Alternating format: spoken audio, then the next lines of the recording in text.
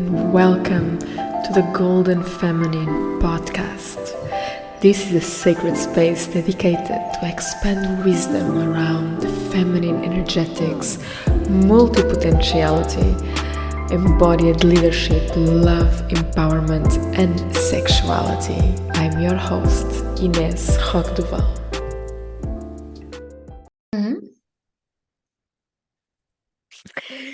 Hello everyone. So today I have such a beautiful guest and I'm so excited to welcome her, such a dear sister and an amazing soul. Her name is Yasmeen Hanna and she is originally Egyptian. I did my first ever journey with her in Egypt. She's like amazing. She has one of the most beautiful feminine soft hearts that I know, and she really inspires me with the Lotus. As you know, I have such a connection with the Blue Lotus, and Yasmeen is the person that I know that has most experience this beautiful medicine that is so dear to me, and I could not invite her to actually share her wisdom. I really want you to listen to everything that she has. She has an amazing wisdom and knowledge, and it's just so rich. So welcoming her. Hello, beautiful. Hello, Ines, and hello to all the listeners. And I just want to say thank you for that. And I'm just always so touched by the way you empower the beings around you.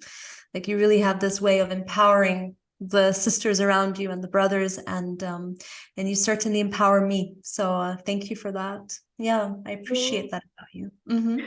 Oh, thank you so much. I'm so happy that you are here with you. Oh my God, I'm so emotional. So, I would love you to just give an introduction about yourself and a bit what you do, and to hear to the listeners and everything that your heart wants to say about you. I'm sure it's so welcome and so perfect. Well, so yeah, as you shared, I have Egyptian background. My father is from Egypt. My mother is actually European, and I was raised in Cairo. And as a young girl, that is not an easy place to be raised, especially someone as myself who feels very sensual, very creative, very artistic. I already was in love with music, with dance, with poetry, also with the erotic arts, actually. And it's so taboo. So for me, it was really like deep conflict of one part of me that's like, I love the divine. And another part of me, it made no sense that I would be punished for my devotion and expression of my love to divinity, which was through my body and through my heart, my soul, and also through my sensuality. So there was this part of me is like, I love and I want to worship this beautiful aspect, which is God or divine. And another part that was like, it's wrong. So I had this deep conflict and tension inside of me. And for those of you that work with magic, maybe you know that tension creates magic, but tension is not always a comfortable place to be. But in this tension, there was this like, this like pressing, this heat, this fire that eventually led to the energy for me to be able to take a step and change my life. And it looks from the outside, it's like it's the dark night of the soul. But inside, yes, it's hard and challenging, but there was this exquisite bliss at the same time that I want to start to give voice to. Like, yes, it was so hard for a young girl, teenage girl, to have so much inside and not be able to express it. And it's like being in a pressure cooker. And so it's challenging. And with that, it looked like, oh yeah, I'm mentally unwell. They tried to put me on medication. I was on medication for years for depression, for anxiety, for this, for that, for borderline. But inside, it's like, really? Like, no, there was something that's like, I'm so connected to something real as I was feeling so much all the time. And this place of passion and of feeling and of connection to divine in all of its forms started a very beautiful journey of my life. And I knew I could create it. I was the creator. And already from like the age of 18, 17, 19, I was like, oh my God, this life, is I can paint it, I can color it, I can make it into what I want. Like, I knew I had a power. And I remember once when I was like, I think 18, I sat on my bed and I'm like, I'm the movie director of my life. How wild and how crazy and how magnificent can I write my own script? And that led to a remarkable breakthrough. And since then, I really believe in the power we have to write our own stories. Oh, so And so beautiful what you said. And well, I just got here a question for you that I was not supposed to ask, but I have to because so many of you who are listening now, much of my audience also comes from the Middle East and here from Dubai, and there is a lot of also people from the Middle East world. It's actually from and you also come from another religion, and I have been supporting and seeing how this connection with the divine can be triggering and challenging for you when you come from such a completely different background. And I'm having goosebumps as I speak to this, because I think there is an incredible courage and bravery through you to come from a completely different background, and maybe you have felt some repression, or this is completely a wrong way to you, and maybe we were told many times, right? And how do you found this force? Like, what really actually triggered you, and what actually like said, okay, I'm going against all forces again, like all society and all my background, because I still follow my heart. And I would love you to really, if you feel, to share that, because I think it's really so important to share from a person that comes from that kind of background, and that it's a completely different culture, and still have this bravery to, like, I'm gonna meet the divine, and divine has no society or religion uh, constructs. It's all in one. Yeah. Yes. Well, as you share that, I feel it's really taking the leap of courage to say, can I also allow something to die? Like, it's almost Oh, like jumping into the sense of saying, okay, I'm prepared to die for this. It's really a life or death situation. In my case, it was actually. I mean, literally, it was a life or death situation. And there's such a courage and bravery to that. And not everyone makes it. Sadly, if I look at our beautiful sisters in Iran or other places, that they make us stand for something. And that act of courage, I mean, it really touches something deep in my heart, and it breaks my heart sometimes that, just to be able to have that one sip of freedom in that moment, it costs a life. Yes, it's life and death. But we have to, if we believe in something so much with all our heart, we won't leave half of it behind. We'll say, all of me is jumping into this. Wow, it takes so much courage. And it doesn't have to be so big. It can be even an internal act of courage, right? Like, I'm giving an yeah. example of something that's really on a big scale. Like, a lot of sisters died, lost their life to show their hair. This is a big act of courage. But for some people, it's just to wake up in the morning and be happy. Like, on the outside, it looks like I'm waking up, it's another day, but it's a choice. I'm going to change. Wow. I'm going to shift Yes. that narrative, that story. Every day I wake up and I say, oh, another day, look in the mirror, oh, look at my face. Suddenly it's like that act of courage to say, that part of me is going to die now. So we don't know what happens in people's inner worlds. Like, it's so intimate. Yes. It's so intimate. And So, mm, and I think that there is something that is beautiful in you, that you really um embody the wisdom of knowing how to die with, like, integrity, how to die and still believing in love, and that you are held. Because I have seen and I know you personally, and it's incredible your capacity to, okay, I can die this part of myself, die the ego. And even though you I listened from your personal story and things that you told to me, and like when everybody was against, like, my path, I was still believing something was holding me.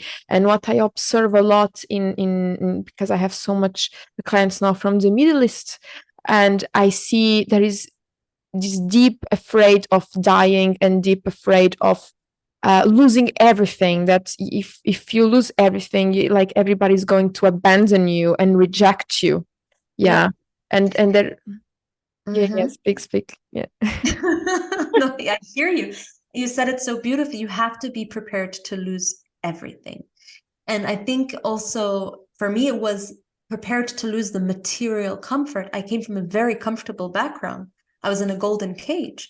I had to be free. Mm. Nothing. I let go of all my beautiful jewelry, everything, and to walk, with one pair of shoes and one bag. And I walked like that for years. Literally, I traveled like that. Slowly, everything starts to fall. And like you said, it is ultimately an ego death. And I do think that this is like that can feel like a death, and then something else can come in from the surface, and then it's another death. So it's ongoing. And this is the beauty of working with the lotus, is it continuously dies and rebirths itself. So we may have one big death in our life, or two or three. It's like, wow, I feel like I lived 2 or 3 lives already. But then there's the small deaths and renewals that happen more frequently. Maybe not, but maybe every year you have a little moment. It's like, this part of me just died. Or next year is like, oh my God, this pattern, this habit, this addiction, this behavior. Like, we are so multi-layered and so multifaceted. And when we start to do the deep, deep work, we are so rich and we are so deep. And then we have this life. And if you believe it or not, we have all our other lives and our ancestral. We have Yes, our grandmother, our great yes. grandmother pops up from nowhere and it's like, hi, me. And it's like, wow, because we are connected to the whole. And as we do the deep work, we are going to find that we are truly deep, deep, deeply connected to everything and everyone. Wow, and it's incredible because this is the journey of the lotus, right? So coming from the mud, and seems like you are just saying your story like the lotus. You came from the mud and you raised from the mud, and there is this sentence you always say that has above so below, and your progress and your evolution, and how you also connect deeply into this work. The lotus had a great impact on that, right? In your life, I heard it's like a decade that you are really connected with this medicine, right? It's a lot. Mm-hmm. Yeah, it came to me when I was 21, or I think I was 20 or 21. I had my first cup of lotus. You were in Egypt? No, I was actually in England at the time, surprisingly. And then that was it. I knew I said to my friend, this is going to be a love affair for my life. Like, I knew in my heart and soul this was it. It came in Wow. it came in and out of my life until, yes, like around the last 10 years, very, very deeply. And in my 20s, it was constantly coming in and out. I was working very strongly with Uset or Isis since I was like 19. And then the Lotus came some years later. So I was doing the deep work with Isis from when I was about 19. Because at the dark night of the soul, I needed support. I didn't get it from my parents. I mean, they supported me in the best way possible, but this was a soul crisis. So they didn't know what to do. So they helped me with, wanting doctors or this or that. They did their best. Um, and no one could really give me that. They were like, you have to pray, you have to read this book or this. And then Isis came to me, and that was what I needed. I needed that, the presence of the light and the dark mother, the full permission, the part that did not judge my process. And that for me is when we work with Isis or Uset, it's the full permission to allow everything to be, because then we really start to access the places of beauty, true beauty, that are not like, it has to look like this, it has to be like this, it has to be this conscious. No, it's like all of it, when we really, really welcome and embrace all our parts. And we all have beautiful Wow. parts, and we all have ugly parts, we all have hideous parts, we have our deformed parts, our gorgeous, all of it. And it's that full embrace that is like the quality of Isis or Uset. and it births our inner divinity, which is this compassion, full acceptance, but also a very raw power. Isis, for those who are listening, is the great goddess, great mother that comes from ancient Egypt. Mm-hmm. Yes, for those who are also listening. And it's such, me and Yasmin are just in, I'm also very devoted to the path of Isis. And for me is the path that really allow me to connect with the heart and really give compassion for everything and everyone in this world. Like every time that there is pain into my heart, that there is some heaviness, I feel that when I call in the presence of this of Isis, it's everything is allowed. Right? Mm-hmm. Everything is it's the great mother, is the one that embraces all parts of myself. And it's just the mother. It's just this feeling of knowing that all parts of myself are accepted, Mm-hmm. and we are all in one, right? Mm-hmm. It's just so beautiful what you shared, because I think it was Isis actually who brought us together. Mm-hmm. Yeah. So those who are listening, and how does it work with working with the Lotus and working in the path of Isis? How do you like merge them together? Right? It's so interesting. Mm-hmm. Yeah, so when you start, when specifically in the way I work, which is the ancient Egyptian lineage, there's many forces of nature. Isis is one of them. There we have so much richness, and Isis particularly works with the part of our memory line. So she works with our DNA, our memories, our ancestral line. She is, in a way, the part of us that feels joy as well as the pain. It's like the fullness, right? This the light and the dark that exists inside of us. It's the shameful parts of us as well as the very beautiful kind of. To her, it's all sacred. It's all creation. So when we start to work with the Lotus and Isis, she will particularly be the one who can take us into the mud, can take us into the underworld very, very beautifully. She's a beautiful guide into those places where we feel fear, shame, guilt, pain, anxiety, the parts of us that want to hide ourselves from the world, the parts of us that go into unconsciousness, um, the abstract world of our dreaming. So she has a medicine there, and her medicine is water, tears, and blood. So when we work with Isis, especially those in female bodies, we'll access our blood, whether we're physically bleeding through our cycle, our moon cycle, every month, or whether Yes. even before, or even those who are in menopause and after, they still have this energetic bleeding, the cycle. So she accesses that part that is the cycle, the weaving of ourselves through. Yes. She's the weaver, the master weaver. So we work with the blood, but also the tears, because she works with water. And what beautiful water we have, this elixir, is tears. Tears have a power of transformation. She has the power of transformation. Tears, when we cry a really good cry, we release something from our heart. And when we do it consciously, like a medicine, like crying as a medicine, ah, and we let it Yes. go, we release it. But we consciously do that. We're actively in that process of releasing. We also release when we bleed. No, we like, okay, I'm shedding this part. Okay, here, this tear. Maybe there's tears from joy and laughter and ecstasy. Like, it's not just pain, but it's this emotional expression. She's with the emotions, the water, no? Sensations.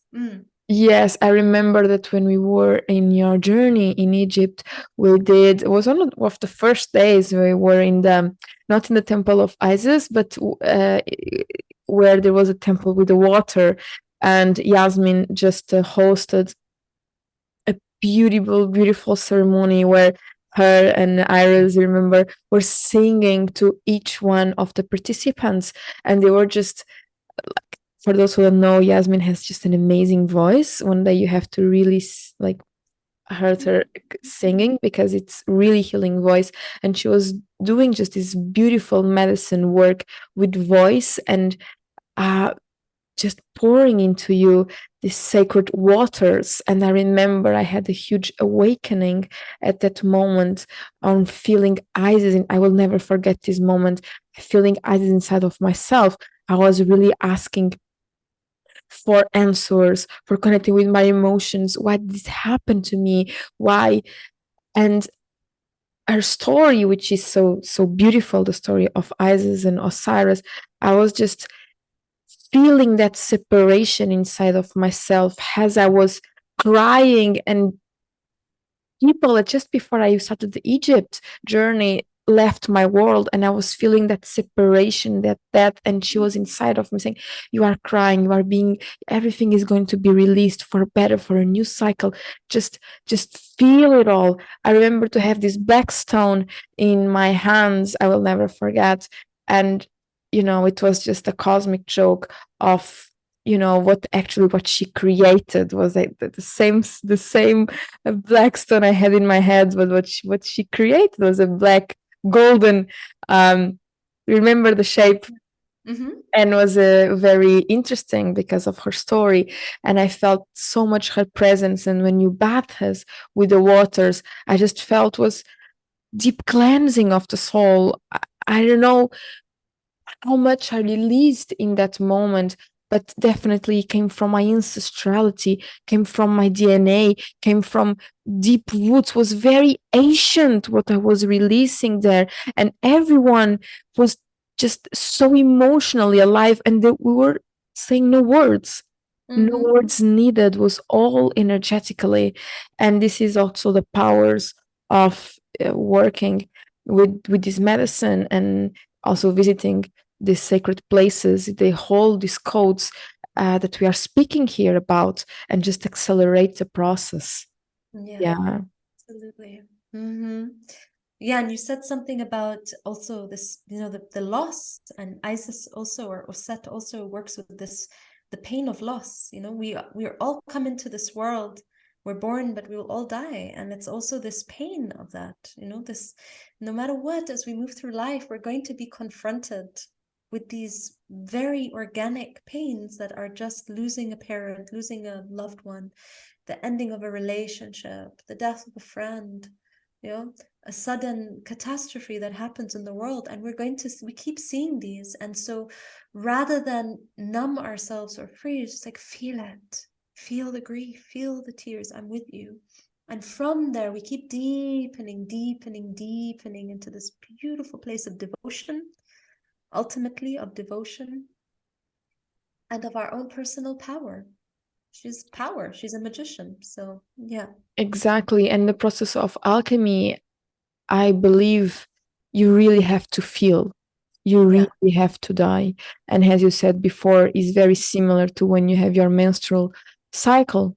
So when you are bleeding, you just feel that there is some death inside of yourself. And is incredible the way that this medicine works, because most of the times I observe women who are unable to feel because once they are not allowing their emotions to flow, to feel their emotions, to feel their feelings. And the process of alchemizing and transforming your emotions is actually to feel them. There is no secret. And I keep saying that there is no secret. It's just feeling them. Yeah. L- And that sometimes isn't easy. And I also feel sometimes it's maybe in some situations it's not safe to feel. We don't know people's culture, circumstances, family life, background. In some cases, it's like, I can't. And maybe I shouldn't. And maybe who knows what will happen. And so there's an acceptance of that. And in that acceptance is another piece. It's like a layer, it's like a piece. It's like, okay. And I know women like that who are like, I want to, but I cannot. And maybe not in this lifetime. They're aware of it. Because if I start to feel that way, what will happen around me, to the people I love, to the responsibilities, blah, blah, blah. And it's all valid. It's like, yes. But this step of accepting that is already Amazing. amazing. Yeah, to be aware, that's all. Sometimes it's just to Yes. be aware that I cannot feel. I'm aware that I'm numb. I'm aware that there's so much inside of me, so much rage, and I'm putting a lid on it. I'm aware of it. Beautiful. You know, as we journey deeper with Isis, life will bring situations that will open the lid, maybe, or that something happens where suddenly you're forced to feel. That can happen too, but not to rush the process of feeling, not to say, okay, now I'm going to feel, because perhaps it's going to be too much, you know? So also to trust the journey, take the time. I always, like, I'm really at a point right now, it's like, take a breath and slow down. It will happen anyway. So you don't need to Exactly. push or force the process, you know? Yeah, but awareness is the key. Yeah. And I was just experiencing, like in these past days, like a big revolution in my life. And recently I was bleeding, and sometimes even when you are bleeding, there are deep stuff that are coming through you, layers and layers and layers. And not every time you are aware of it. And most of the struggles of the women is, oh God, I'm feeling like this sadness, this anxiety, or this grief, and I have no idea where it comes from. Mm-hmm. And sometimes your body, your soul, your guides, or whatever force that you might call it,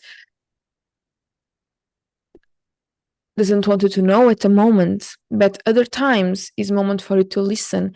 But the numbness and the capacity to see, it was so blocked that even though you so much want to see, can be hard. And this is when Lotus for me was really life changing, because I recently had a menstruation before timing, and I was like, what's going on? Like my moon really wants to come out. So my moon is my menstrual cycle. My womb really wants to purge something, and I'm not really understanding what sort of alignment. And I was just deep praying and calling into the spirits of Isis and taking Lotus. And Lotus really gives me this sense of clarity about my life process. And Mm-hmm. sometimes you don't need much guidance. All you need is just a medicine which is very soft. For those who never tried the Lotus, is an incredible medicine. It just awakens your intuition, it awakens your life force, it connects you with your creative vital force energy. Just is is magical. It works in a very, very soft level.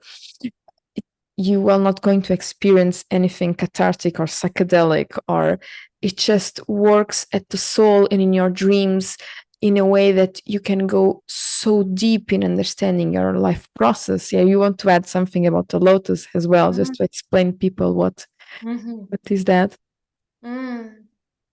Absolutely, you said it. The lotus isn't an hallucinogenic, but it's very, very potent and works in the like in the unseen. So it works a lot with our dreams. It works with our unconsciousness. It works with our shadow. It also works with our undigested, unprocessed emotions, but also can work with our inspiration and our creativity. So it takes us where we need to go in a way. But one of I really start to see it as like more the way shower, like you said so beautifully. It gives you the clarity, the guidance. The flower has an incredible intelligence. It's like working with Mm. our natural intelligence. So, in the trust and surrender of the flower, it will take you where you need to go, whether that's to bed to have a deep sleep, whether it's to suddenly feel so activated and aroused that you're like, oh, wow, I want to dance, I want to sing, I want to do something for myself, feeling very sensual. It can also lead to an incredible presence and clarity, like you said, which is, wow, I'm going to meditate. It's a beautiful flower to meditate on or with. And sometimes I've had moments where I just can't stop crying for 2 hours and no reason, but it's like the rains come. It's like, what? So the flower's clearing, I don't need to know. Yes. So it has many qualities and not just one quality. And the more tuned we are, the more aware we are, the more we listen to ourselves, we will realize, wow, this flower is so powerful. It's so potent. Because it's not like, ayahuasca or something that really, we're forced to be in the process.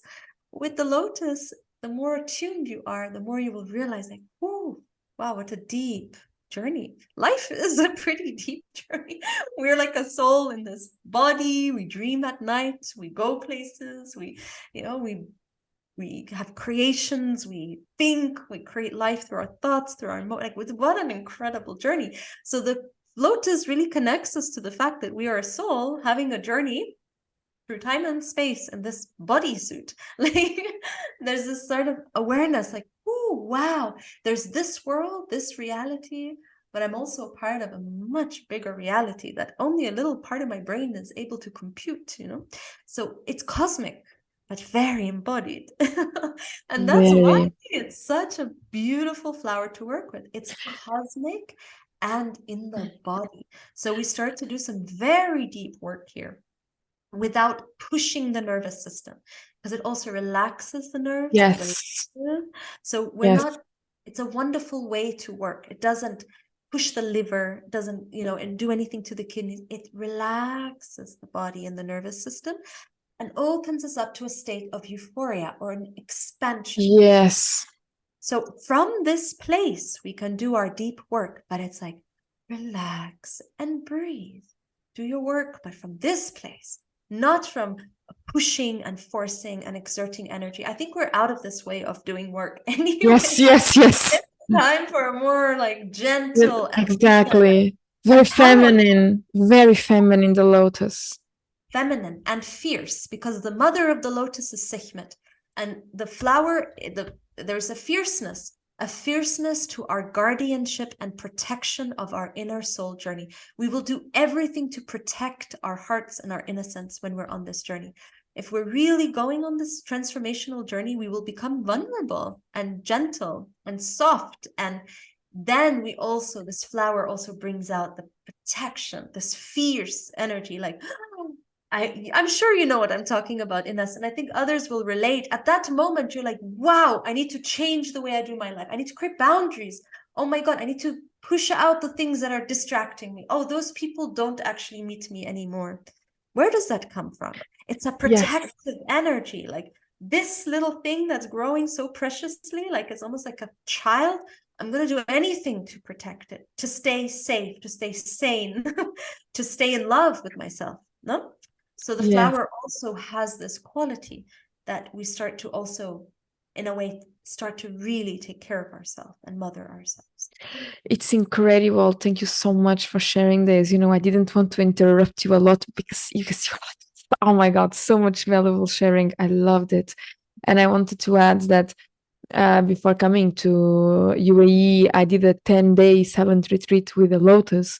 And that's exactly what I experienced. Like, I remember that the first day I was doing really like a huge amount of Lotus, like really like very strong amounts for like the whole day. So I definitely experienced the potency, and it really sent me to inner child a lot, where I was crying for hours, where I saw like my child. I really allowed myself to cry because I felt that the spirit of the lotus itself was holding my inner child with that feminine, that feminine energy that the lotus has, of like gentleness, of caressing, of beauty. And my inner child could just come out and cry. It just was beautiful. I was remembering, I lost my parents very early, and I felt their presence. Like, the energy that it gave me was that energy that when I was late in the bed, I was angry and hungry, and my mother would come with the chocolate milk just to caress me and give me a hug. It was that kind of energy. I was having so much images about it. It was so beautiful. But later, along that the days were passing, the healing started to like just turn into a completely different perspective. And I was also doing yoni steaming with blue lotus. So I was like drinking it, and steaming was like full on cleansing. I was make sure.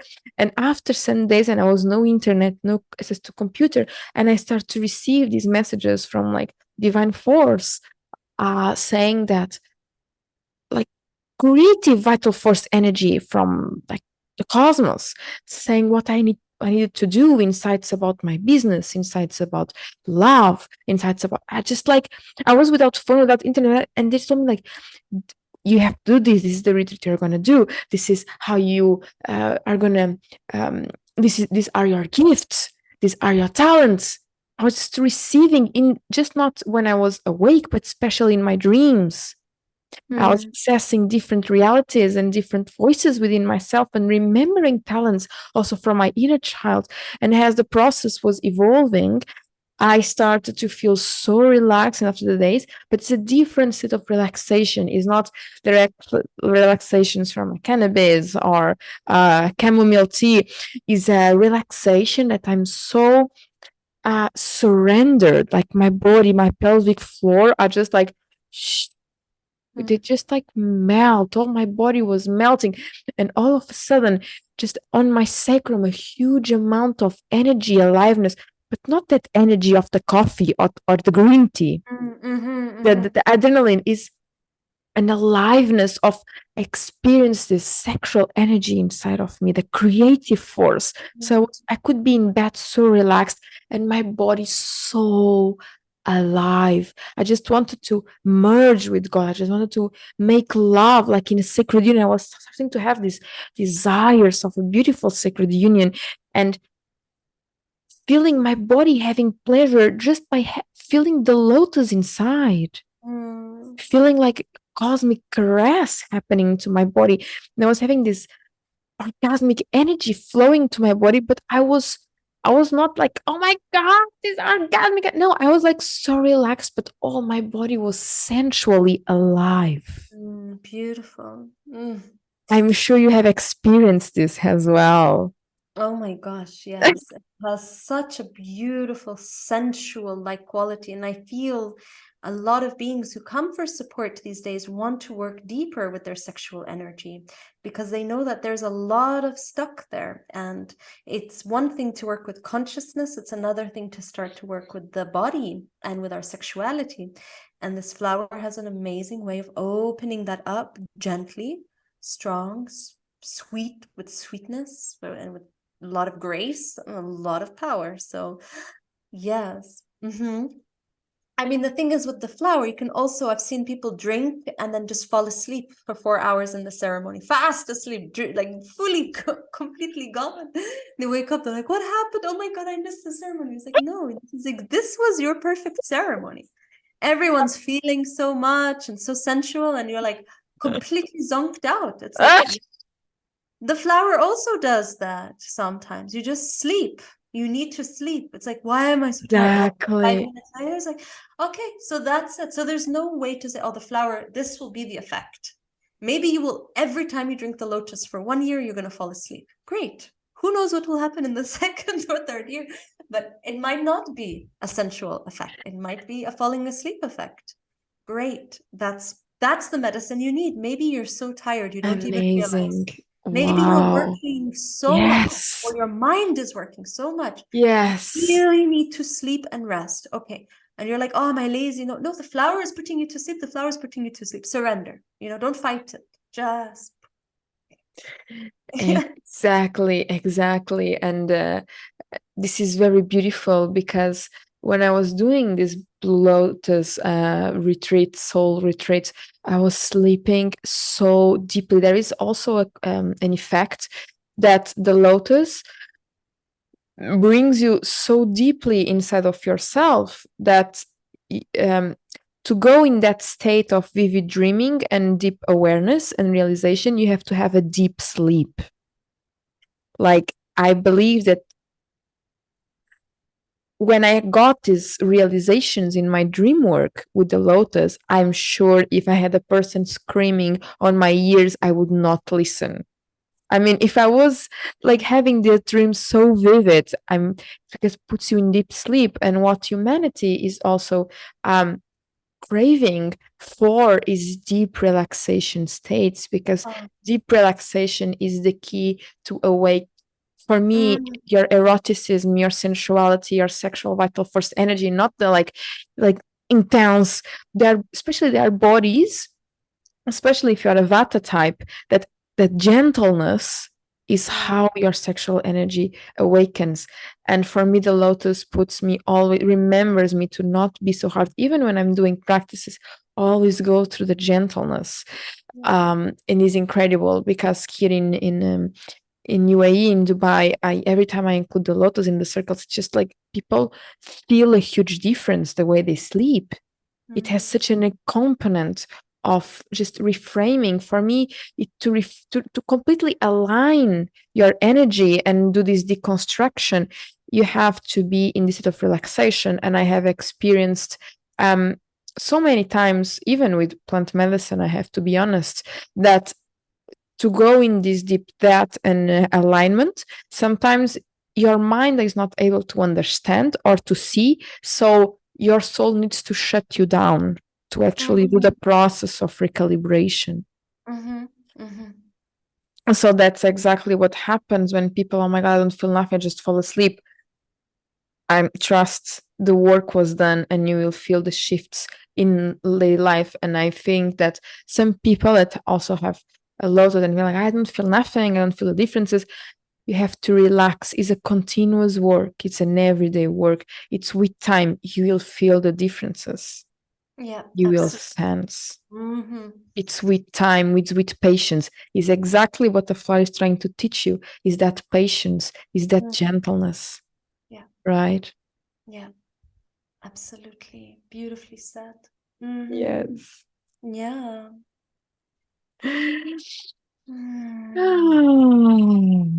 Oh, wow.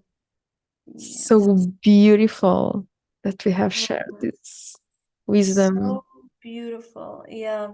One wisdom that keeps coming through for me is the power of slowing down. I think everything happens so fast in our world, and there's like this rush, a thrill, a rush. And I was like, more adrenaline, more, faster, this, that, bigger, la la. And it's like, wow. And with the Lotus, there's something like the fact that I know people have been growing it for 20, 30 years, a little pond, but they know the day will come where something will happen. It's like, may it be done with grace and with rootedness and with a breath of slowing down. And I think this is going to be the big gift that the Lotus will bring, is like, let's slow this one. Let's slow down. Let's take a breath. Let's really feel the rhythm, the pulse, the heartbeat of this earth and how things move. We are so much faster. And like you said, the word Vata, our air element is like, and I know this because I'm a Vata, like a full Vata being. I And know. and We I are just full. thought of Pancha Karma. So every day I'm like, whoo, what's the lesson? The mind can work so fast, the body will not keep up. So we can have evolutionary breakthroughs through our mental, and we make things so fast. But actually, on the quantum level, yes, as we move with quantum level things, if we really want things to come with us that will last for 7 generations and not just one big explosion and then it's gone, we need to make things that are sustainable and lasting for the coming generations. And I feel this is also the wisdom of the Lotus, is like, breathe, slow down. Yes, you are having a quantum Yes. shake now, no. You want it Yes. to last, you want it to be Yes. meaningful, you want it to have roots, then don't wait for the quick thrill and And like, take your time with your creations. Yes, we're at a point of urgency, but at the same time, if we act out of that urgency, we're not creating anything that will last. So whatever we create, let's make it a thing that will last for our generations, for this earth, something with roots. So we create heaven on earth and not a fabrication of it because we're like, oh, we have to do it now, like fast, you know what I mean? And this is the lessons I'm getting very deeply right now. and Yeah. it's so beautiful what you said, because I have the sense that we are entering in a new age, in a new era, where that sense of feminine leadership is coming up, and the feminine leadership is all about actually listen more to your heart, listen more to your body, and slowing down and finding a way to actually succeed in life without that go, go, go, go, go that actually exhausts the feminine. It does. And and I observe this a lot in Dubai. And this is one of the reasons I'm here. It's actually, I'm bringing also that consciousness around it's possible to actually, have your business, and there is a way, and we see so many successful women in our field that are really, really successful and leading from the feminine and from this gentleness, and doing decisions from the heart, and finding a balance between that of their business, their careers, and finding prioritization to love, to their bodies, to deep, deep sense of meaning in their lives, and through relaxation, finding a balance in relaxation and how to move from their creative vital force energy. And I think the Lotus is emerging because the Lotus has exactly that message. Beautiful. Exactly. I feel also the Lotus is a type of currency, a true currency. Wow, yes. And the 7-figure business, but you're not, like, it doesn't matter, because if you're not able to deeply enjoy and be connected to the true source of wealth and abundance, has never been money or the amount of it. It has a quality, but it's not that. It's the way you enjoy, the way you appreciate, the way you receive, the way you give. And so what is this new way of currency? And I feel, and I know actually deep in my heart, that the Lotus is a carrier of that. Wow. Wow. What an amazing sentence. Wow. This is so beautiful. And just, I'm full of goosebumps, as you said that. Goosebumps means that the confirmation of the soul. Wow, beautiful. I just loved this conversation. And I would love, for the listeners who are listening to this, so rich, this podcast. I just love it. If you want to give a special message, and like what you want them to take away, and from what's the deep message that you would love them to take away out of this?